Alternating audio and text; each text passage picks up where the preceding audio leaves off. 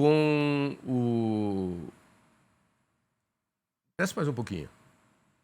O engenheiro agrônomo, que é o Pedro Duque, que está aqui comigo, que é do grupo Dom Mário, é isso? Isso mesmo. Ok. Você faz parte do marketing, do negócio do milho do grupo Dom Mário. Exato. Imagino que o grupo Dom Mário deve ser... Não tem só milho. Tem Não. mais? Hã? Nosso principal negócio é soja, mas somos muito fortes no milho também. No Centro-Oeste? No Centro-Oeste, em todo o Brasil, na verdade, né? Tá. Então, o nosso foco ele está atuando em ter soluções para o agricultor para todo o Brasil. Tá. Como é que está o milho e a soja no Centro-Oeste? Me traga as notícias mais quentinhas. Não, os resultados estão indo muito bem, a produtividade está sendo estimada em mais ou menos 10% em relação ao ano passado, né? Então, que vai trazer uma colheita muito grande e um processo muito produtivo. O que a gente está vendo também? A commodity, apesar dela ter oscilado, ela ainda é muito positiva nesse cenário e para nós é muito importante que o produtor colha bem, que tenha bons resultados para uma próxima safra cheia também. Pois é, e nós estamos colhendo cada vez mais milho, né? Exato. No tempo que eu era criança, milho era cultivado no fundo do quintal, lá no sítio, na fazenda, qualquer lugar, para dar para as galinhas. Depois ele começou a ser utilizado como alimento. Aí veio a primeira safra explodiu. Aí veio a segunda safra, que já não é mais segunda safra, que era a safrinha, agora é segunda safra. E tem uma terceira safra de milho vindo no Nordeste. Que capacidade de produzir milho que o Brasil tem? A milho é uma potência, né? Quando a gente fala de milho, a gente não tem fim aí no final, né? O que a gente está falando é que é um potencial que ele começou não de agora, mas é um potencial que ele vai crescente, né? Então, a gente está olhando esse momento, mas o momento futuro também é muito exponencial. O que a gente está falando? Agora, com essas novas plantas de etanol, a gente estima que vai crescer muito mais. E essa segunda safra que a gente está falando, que hoje representa 75% do negócio de milho, tende a crescer muito mais e vai superar toda a produção que a gente tem visto nesse momento. O etanol de milho no Brasil teve um crescimento exponencial, né? 150% eu vi outro dia. Para quem não fazia etanol de milho e sempre dizia que era mais cômodo fazer da cana, porque o processo do milho é um pouquinho mais complicado, a gente entrou bem aí no etanol. Por isso que o etanol americano era mais caro que o nosso. Agora, o americano importa o etanol nosso de cana-de-açúcar e ele é utilizado para alguns processos químicos, né? Porque o etanol do milho não serve, parece. É isso? Eles são diferentes. É isso mesmo, ele não tem as mesmas equivalências, mas o que a gente tem visto é que cada vez mais o milho se assemelha ao potencial da cana. Então ele vai chegando nesses mesmos resultados e por isso tem sido essa crescente, né? Então, alinhado a grandes produtividades de milho, a gente está vendo que as usinas têm olhado o etanol de milho como uma grande alternativa para o mercado brasileiro para abastecer não só o mercado externo, mas abastecer o mercado interno aqui também. Né? Também. E esse crescimento exponencial do etanol de milho no Brasil se deve a algum processo que vocês, produtores e usineiros, modificaram? Porque existe uma certa dificuldade para se buscar o etanol do milho. Mudou-se o processo um pouco? O processo em si não muda muito quando a gente fala, mas o que a gente fala é muito do nível de investimento, né? Então, o que se olha dentro da indústria como um todo é que se investe por exemplo, nós investimos cerca de 15% no nosso resultado em pesquisa e desenvolvimento para novas variedades, novos híbridos no mercado, que vão chegar com elementos que vão trazer para o produtor características positivas para o etanol ou características de melhor produtividade que vai gerar mais resultados quando for passar dentro da usina de etanol. Bom, chega de produzir energia, vamos produzir energia, mas no corpo humano, porque o milho é um excelente alimento. Perfeito. Só se faz coisa boa com milho. Que é uma boa pamonha, né? Apareceu ali, deu vontade. Mas você tem cuscuz, polenta, angu, e o milho é muito rico, né? Ele é um alimento forte, né? Exato. Quando a gente fala da matriz energética do milho, a gente fala que o principal uso do milho é para ração, né? Então, a ração bovina, e a gente está falando aqui fazendo uma correlação, a gente está falando que quase o milho ele seria o implemento de 20% ali da nossa matriz nutricional, né? Então, ele é muito energético, o que traz muito positivo não só para o Brasil, mas para a população como um todo, né? Seja para a matriz humana, seja para a matriz animal também, né? Tá. E ele tem múltiplas aplicações, né? Não, o milho você pode fazer... ninguém consegue chegar em soluções. Toda vez que você coloca alguma coisa, ele vai trazer algum rendimento positivo. E seja na cozinha, seja para o produtor, seja para exportação, o milho é uma potência, né? Sem dúvida alguma. Vocês trabalham com milho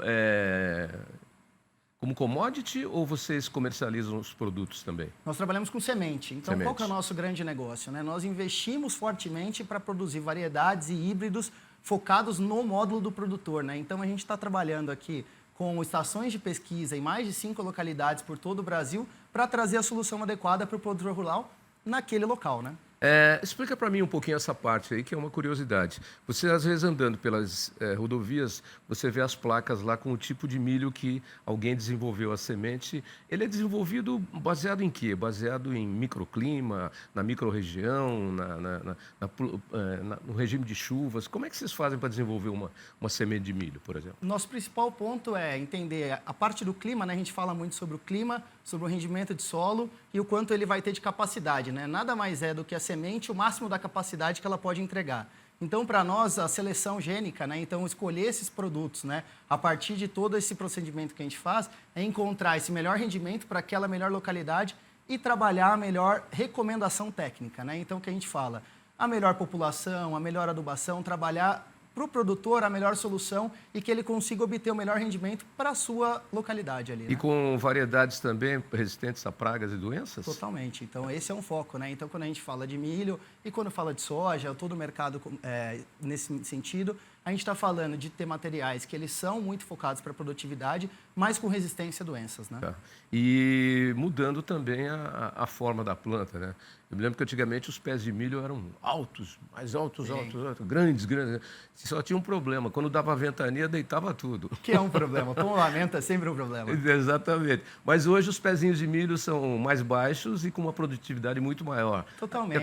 E a canelinha engrossou mais, para não deitar tão fácil. O como está desse tamanho, a raiz está forte, então o que a gente quer é que o produtor colha mais, né? Então, para nós, a gente acorda todo dia focado que o produtor tenha a melhor rentabilidade de negócio. Há um grande trabalho de pesquisa também no sentido de desenvolver plantas que tenham um enraizamento maior para buscar a água que fica não na camada superficial do solo, mas numa camada mais baixa. Vocês trabalham com isso também? Trabalhamos com isso, nosso foco ele é justamente nesse sentido, né? Então a gente vai olhar todas as características do milho para tentar entregar para o produtor a melhor rendimento e o melhor parcela para ele, né? Como ele vai ter. Então, se naquela localidade existe essa especificidade, a gente vai trabalhar com uma solução para aquela localidade diferente de outras localidades que, porventura, pode ter uma resistência para doença mais importante ou coisas nesse sentido. E a gente não falou ainda, mas depois da manhã é o dia do milho, dia 24. É dia nacional ou dia mundial? Dia mundial do milho. Mundial do milho. Você sabe como é que foi criado ou não? Não sei, essa história é uma boa pergunta, não sei dizer. A Malu pode pesquisar para a gente. Malu, pesquisa na internet. Como é que foi criado o dia do milho? Quem criou o dia do milho? Enquanto a gente segue conversando aqui. Nós não falamos também, nós falamos da alimentação animal, né? E aí é a base da ração. Tanto do frango quanto do suíno e dos pescados também. E do bovino também. E a palhada também, né? Serve para cobertura de solo e também para alimentação. Totalmente. Então, o que a gente está falando é que o milho ele consegue fazer toda essa transição e ele dá esse potencial para o mercado brasileiro, né? Então, o milho ele foi uma grande solução para a soja, ele é uma grande solução para a braquiária, ele é uma grande solução para o produtor rural como um todo, para ele ter essa safra full, né? Que a gente chama essa safra cheia, que ele consiga trabalhar todos os cultivos que ele queira. Muitas vezes ele vai trabalhar algum cultivo, mas o milho está sempre presente. O milho está sempre presente. O milho, ele vai alternar, fazer a rotação de culturas, mas o milho está sempre presente, né? Ô Malu, descobriu aí? Quem que foi que criou o dia do milho?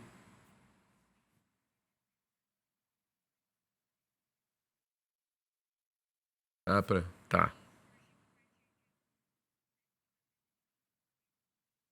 Bom, Descobriram? Diz que aqui no Brasil surgiu a partir de um decreto do primeiro presidente militar que nós tivemos, que foi o Marechal Humberto de Alencar Castelo Branco. Interessante. E aí, a partir de uma festa que aconteceu em Minas Gerais, é isso? Festa em Minas. Que fez muito sucesso, aí eles instituíram o dia. Essa foi a história. Olha que legal. E aí, isso me faz lembrar também Viu, Malu? Você é muito novinha, você não sabe. Mas eu lembro porque eu já era estudante, já era vivo. Já vivi na época aí da ditadura militar. O general Castelo Branco morreu num acidente de avião muito suspeito. Muito suspeito. Um avião da FAB, por sinal, bateu no avião, que ele está na traseira do avião que ele estava voando. E foi um acidente suspeito. Ele foi o primeiro presidente militar que nós tivemos. Aí depois vieram outros. E depois acabou o regime militar. Bom, tá aí então. 24 é o dia do milho. Hoje é dia da minha querida Santa Rita de Cássia. Eu sou devoto de Santa Rita de Cássia. Amém. Então, quem é devoto de Santa Rita pode passar na igreja hoje e fazer o seu pedidinho lá e levar uma graça para a santa. E no dia 24 vamos fazer pamonha, né? Vamos fazer pamonha. Pamonha, curau, canjica, tudo. E uma infinidade de coisas, né? Já está até me dando fome para esse horário, né? É, 12:09, eu vou almoçar bem mais tarde, mas para quem almoça cedo já está na hora. Para nós é assim, né? A gente acorda cedo para ter o alimento é cedo também. Exatamente. Olha, eu quero agradecer a sua presença aqui mais uma vez, o Pedro Duque. Um abraço a todo o pessoal do Grupo Dom Mário aí. Obrigado pela participação. Deixa um endereço de internet para quem quiser saber um pouquinho mais sobre vocês e o trabalho de melhoramento de sementes que vocês fazem. Tavinho, muito obrigado. Para quem quer nos seguir, @GDMSeedsBR. E temos 2 marcas hoje focadas no negócio de milho, que é a Supra e a marca Dom Mário. Para quem quiser conhecer, procure aí nas redes sociais também. Supra e Dom Mário Sementes, que estamos aí para todo produtor rural para trazer soluções de negócio. E qual o critério que eu utilizo para ver qual tipo de semente que eu vou fazer o meu milharal? Vai depender muito, né? A gente vai ter que tentar entender um pouquinho do teu solo, vai entender um pouquinho da tua solução, mas o mais importante é o quanto a gente consegue te levar de produtividade, né? Então a gente vai trazer essa solução focado nesse sentido e olhando, claro, o que tem de doença e coisas nesse sentido que pode trazer alguma solução diferenciada. Tá bom, então deixa eu comprar a fazenda ou arrendar a terra e eu te procuro. O negócio está fechado. Obrigado, Pedro. Um abraço. Muito obrigado, viu, Tavinho? Um abraço.